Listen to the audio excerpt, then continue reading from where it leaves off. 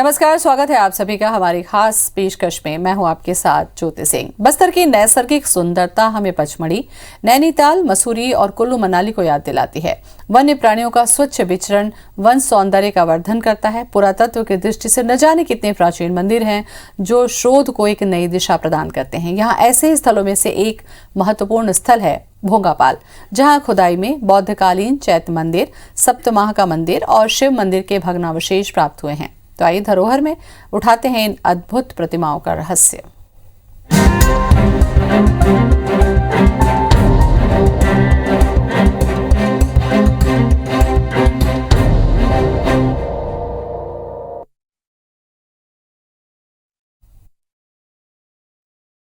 चलते हैं जहां के चप्पे चप्पे पर इतिहास की निशानियां अतीत की गवाही दे रही हैं। यहां मौजूद है पुरातन मूर्तियों का भंडार जो पर्यटकों को यहां आने का आमंत्रण देता है। यहां 2 नागवंशी गुफाएं भी मौजूद हैं जो खुद में कई रहस्य समेटे हैं। तो चलिए चलते हैं कोंडागांव और नारायणपुर जिले की सीमा में बसे भोंगापाल गांव में, जहां की अनोखी दुनिया आपका इंतजार कर रही है। पहले का है मूर्ति।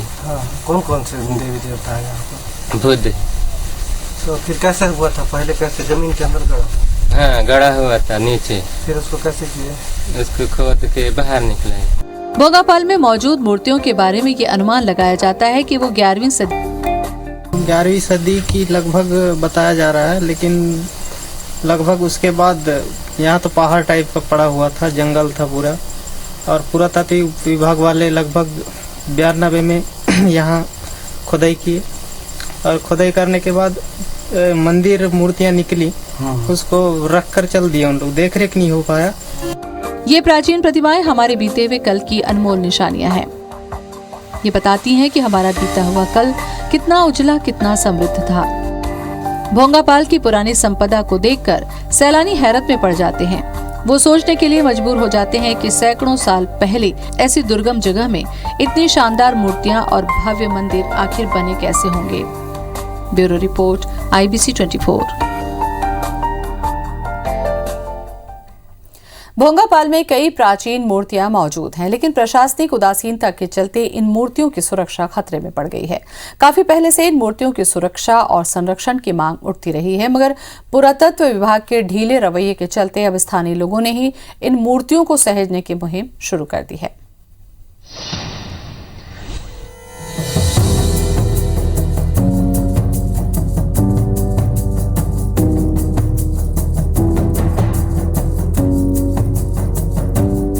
भोंगापाल की प्राचीन विरासत को सामने आए 2 दशक से ज्यादा वक्त बीत गया, लेकिन अब तक ना तो स्थानीय प्रशासन ने और ना ही पुरातत्व विभाग ने इस प्राचीन धरोहर के संरक्षण की चिंता की। ऐसे में गांव के लोग अपने पुरखों की अमानत को संभालने के लिए आगे आए हैं। मौसम की मार झेलती खुले में पड़ी मूर्तियों को सहेजने के लिए उन्होंने अपनी तरफ से कोशिशें शुरू की हैं।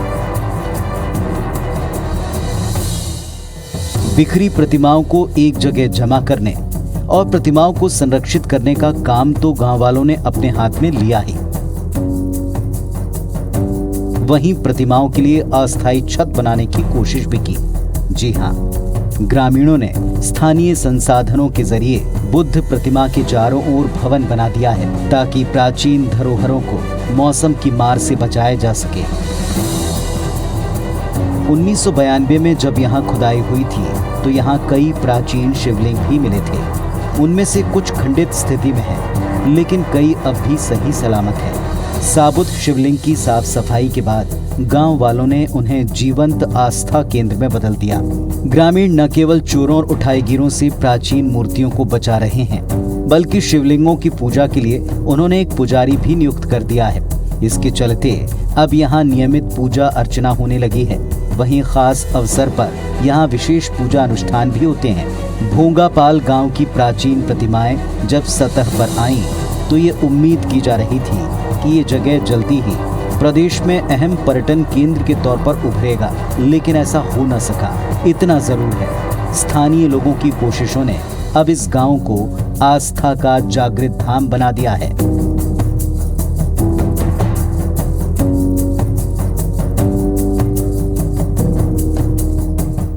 Bureau report, IBC 24।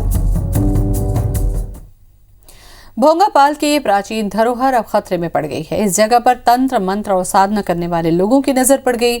स्थानीय लोगों की माने तो यहाँ बाहर से आने वाले लोग मूर्तियों से चूरा निकालकर अपनी तंत्र साधना करने के लिए ले जाते हैं, जिसके चलते मूर्तियों के अस्तित्व पर अब खतरा पैदा हो गया है।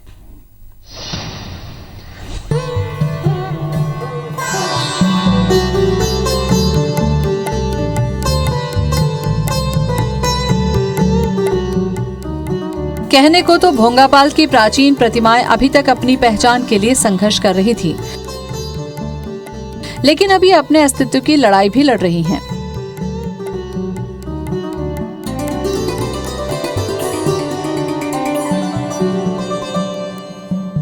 तंत्र मंत्र से जुड़े लोग इसकी पहचान खत्म करने में जुट गए हैं। स्थानीय लोगों की माने तो यहाँ बाहर से कई लोग तंत्र मंत्र और सम्मोहन प्रक्रिया के लिए आते हैं और इन मूर्तियों को चुरा ले जाते हैं, जिसके चलते ये मूर्तियां जगह जगह से टूट फूट गई और घिस गई हैं। अब इन मूर्तियों का क्षरण होने लगा है। लोग दूर दूर से यहाँ छेनी हथौड़ी लाकर मूर्तियों को घिस घिस कर चूरा निकालते हैं और अपनी तंत्र साधना के लिए ले जाते हैं, जिससे ये प्राचीन धरोहर खतरे में है। दुर्गम पहाड़ी वाले रास्ते को तय कर कोई पर्यटक यहाँ पहुँच भी जाए तो इसकी दुर्दशा देखकर वो दुखी और निराश हो जाता है।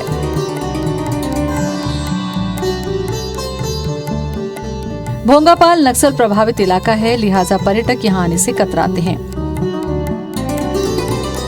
लेकिन अब इस जगह को पर्यटक स्थल के तौर पर विकसित करने की मांग जोर पकड़ने लगी है। स्थानीय लोगों ने इस क्षेत्र का विकास कर इसे पर्यटन स्थल के तौर पर घोषित करने की मांग की है। कहना गलत नहीं होगा कि भोंगापाल प्रशासनिक उदासीनता का दंश झेल रहा है। इस धरोहर को सहेजने के लिए अभी बहुत कुछ किया जाना बाकी है। ऐसे कई इंतजाम करने होंगे जिससे यहाँ पर्यटकों की संख्या बढ़ सके। लेकिन यदि इसी तरह अतीत का ये आंगन सूना रहा तो फिर आने वाले दिनों में इसकी धुंधली यादें ही शेष रह जाएंगी।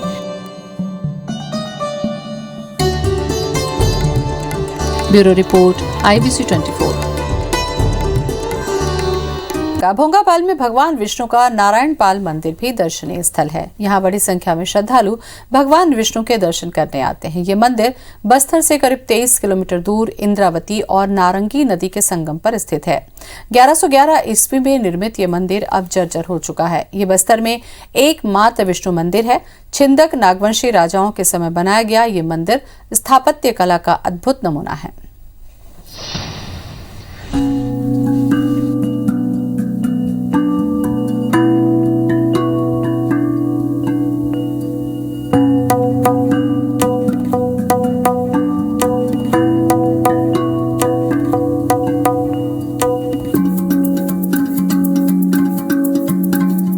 बस्तर प्राचीन काल से ही देवी देवताओं की भूमि रही है।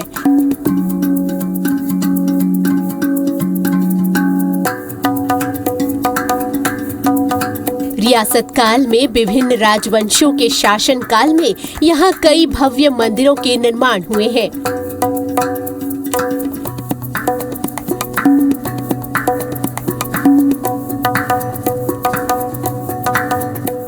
लेकिन नारायणपाल में स्थित भगवान विष्णु का मंदिर अपने आप में अनूठा है। लगभग 11वीं शताब्दी ईस्वी के सन के आसपास बस्तर अंचल में नारायणपाल नाम की जगह पे एक मंदिर का निर्माण करवाया गया। सप्तरथ युक्त मंदिर है ये। मंदिर के चारों ओर आप देखेंगे तो 7 रथ बने हुए हैं।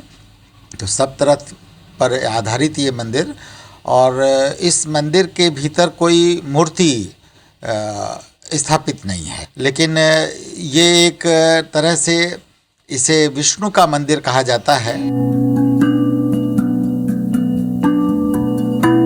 विष्णु मंदिर की मौजूदगी के चलते ही संभवतः इस जगह का नाम पड़ा नारायणपाल।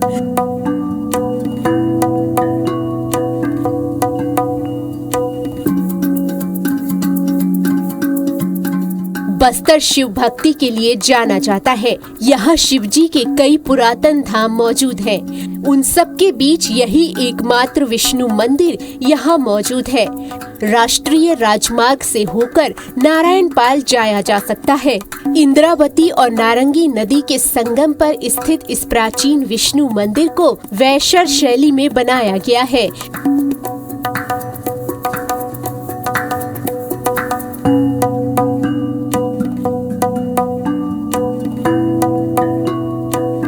मंदिर में 2 प्राखंड हैं।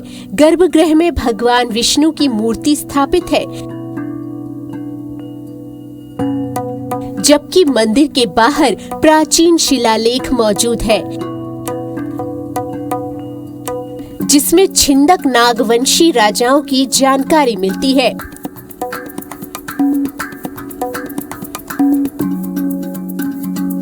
ईस्वी सन के आसपास बस्तर में छिंदक नाग राजाओं की राज सत्ता रही है और छिंदक नाग राजवंश की महारानी गुंड महादेवी ने नारायणपाल नाम के स्थान पर नारायण को समर्पित करते हुए एक विशाल मंदिर का निर्माण कराया, जो 1111 ईस्वी सन में बना है।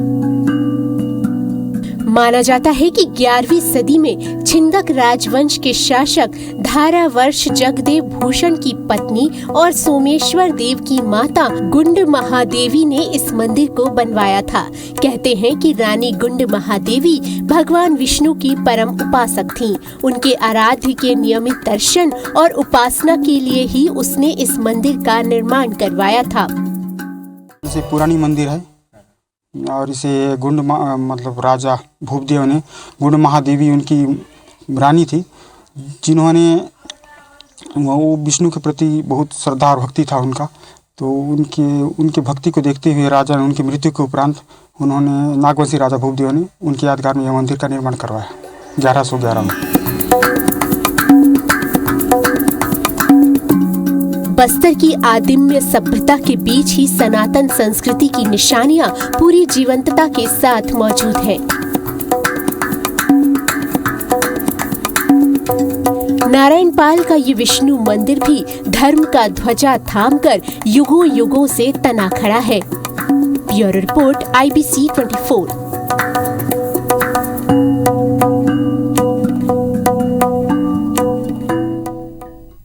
और इसी के साथ हमारी खास पेशकश में इतना है। नमस्कार।